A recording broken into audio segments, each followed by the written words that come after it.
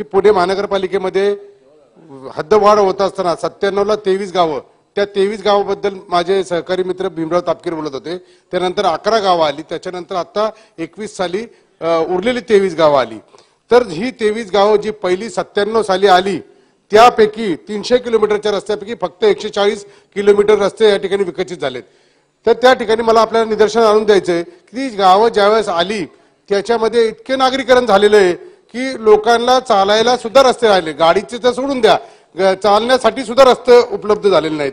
160 किलोमीटरचे जे रस्ते आहेत ते मला फक्त आपल्या निदर्शनात आणून द्यायचं. या ठिकाणी आपल्याला सविस्तर उत्तर असं दिले की त्याची TDR किंवा मोबदला देऊन ताब्यात घेण्याची प्रक्रिया चालू आहे. परंतु मी आपल्या निदर्शनात आणून देतो, भूसंपादन अधिकाऱ्याने अशा रस्त्यांना कधी नोटीस तरी दिली का? आज ताग्यामध्ये माझ्या माहितीप्रमाणे मी स्वतः माझ्या मतदारसंघातील अनेक रस्ते आहेत जिथं तासनतास लोक अडकतात. त्यापैकी मुख्य रस्ता जो आहे नगर रोड रस्ता आहे, त्या ठिकाणी त्याला शिवणे खराडी पर्यायी रस्ता आहे, त्याला जवळजवळ 97 पासून आजपर्यंत तो रस्ता पूर्ण होऊ शकला नाही. त्यामुळे माझे सहकारी मित्र बरेचसे नगर किंवा वाघोली या भागात जातात, ते मला 4 वेळा या सभागृहात विचारतात तो रस्ता कधी विकसित होणार, त्या रस्त्याचे ट्रॅफिक कधी निघणार. त्याला मी उत्तर देऊ शकत नाही. आज BRT मार्ग त्या ठिकाणी महापालिकेच्या याच्यातनं सर्वेमध्ये सापडला की त्याच्यामध्ये ती क्षमता जी आहे रस्त्याची ती म्हणजे वाहनाच्या क्षमतेच्या 1/4 आहे. म्हणजे जेवढी वाहनं आहेत त्याच्यापेक्षाही म्हणजे त्या वाहनांना 4 पट मोठा रस्ता हवा आहे. आणि त्यामुळे तिथं BRT फेल झाली, अर्धी BRT काढली गेली. गोखले इन्स्टिट्यूटने तसा अहवाल दिल्यामुळे पुढची BRT काढावी. आणि मी मंत्री महोदयांना विचारू इच्छितो की हा जो नगर रस्ता आहे हा ट्रॅफिक सिग्नल फ्री करणार का? जसा पिंपरी चिंचवडचा या ठिकाणी दापोडी ते निगडी हा रस्ता ज्यावेळेस सिग्नल फ्री केला त्या ठिकाणचं ट्रॅफिक निघलं, त्या पद्धतीवरती माझा नगर रोडचा रस्ता करणार का? दुसरा माझा प्रश्न आहे की आता नव्याने समाविष्ट झालेला लोहगाव संतनगरमध्ये तासन तास ट्रॅफिक जाम असते, याला पर्यायी रस्ता जो आहे तो विकसित करणार का? विश्रांतवाडी चौकामध्ये ट्रॅफिक जामसाठी आता महानगरपालिकेच्या माध्यमातून एक टेंडर फ्लायओव्हर आणि ग्रेड सेपरेटरचं केलंय, परंतु ज्या दिवशी हे काम चालू होईल त्या ठिकाणी दुसरा पर्यायी रस्ता असताना तो विकसित न झाल्यामुळे इथे सुद्धा भविष्यामध्ये तीच परिस्थिती होईल की लोकांना 2-2, 3-3 तास एका जागी थांबावं लागेल. त्याला पर्यायी रस्ता करणार का? त्याच पद्धतीने धानोरी या ठिकाणी मी स्वतः मालक आहे ज्या जागेचा, मी स्वतः म्हणतो की ती जागा ताब्यात घ्या, कारण धानोरी या ठिकाणी मारुती मंदिरापाशी 2-2 तास ट्रॅफिक जाम होतोय. त्याचा जो पर्याय रस्ता तो स्वतः माझ्या मालकीचा आहे, मी स्वतः ती जागा ताब्यात द्यायला तयार आहे. पण महानगरपालिकेकडनं साधं मला सुद्धा या ठिकाणी ॲक्विजिशनची एक नोटीस सुद्धा पाठवली नाही. मी स्वतः सांगून सुद्धा तो रस्ता तुम्ही डेव्हलप करणार आहात का? 5-9 चौक ते धानोरी हा धानोरीला असणारा पर्यायी मार्ग आहे. धानोरी एक मोठं धानोरी लोहगाव 2 गावं पूर्ण विकसित झाली, परंतु त्याला पर्याय जाण्यासाठी फक्त एकच रस्ता आहे.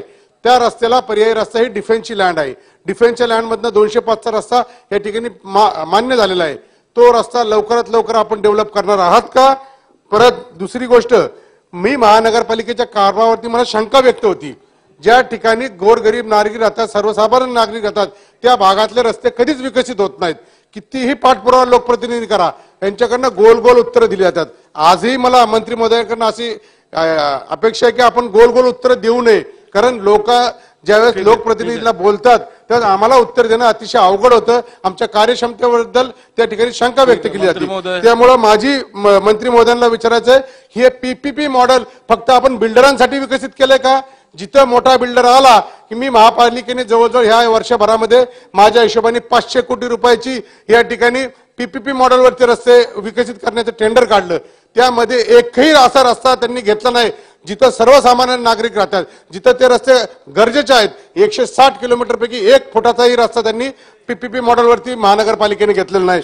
अशा रस्त्यांची कामं मला सांगायचं ती कॉन्क्रीटचे करतात. इथं आम्ही साधे प्रस्तावातीच बोलतो. मी पहिल्यांदा एवढ्या वेळ बोलतो, मला थोडा वेळ द्यावा. नागरिकांची मागणी असते, आम्ही उत्तर द्यावं.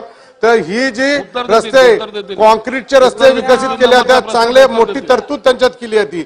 मग ह्या गोरगरिबांच्या रस्त्यांना आज इथं उत्तर दिली जातात, खड्डे बुजले जात नाही. 9 कोटी रुपयाची तरतूद असताना जर 2 कोटी रुपये फक्त त्या खात्याने जर खर्च केला असेल तर त्या खात्यामध्ये जो अधिकारी काम करतो, ज्याच्याकडनं ह्याची टेंडर झाले नाही, ती खड्डे बुजवले गेले नाही. आज राहिले 2 महिने, 2 महिन्यामध्ये बाकीचेही खड्डे बुजवले जाणार नाही.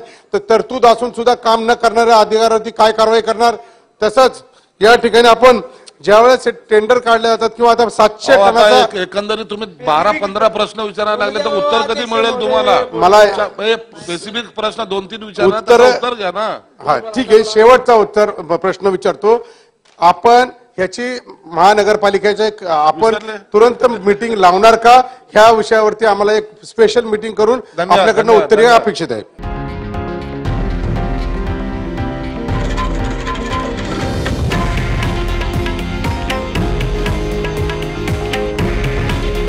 हे आहे देशातील नंबर 1 न्यूज नेटवर्क आणि आपण पाहत आहात TV9 मराठी. काळजी तुमची, हित महाराष्ट्राचं.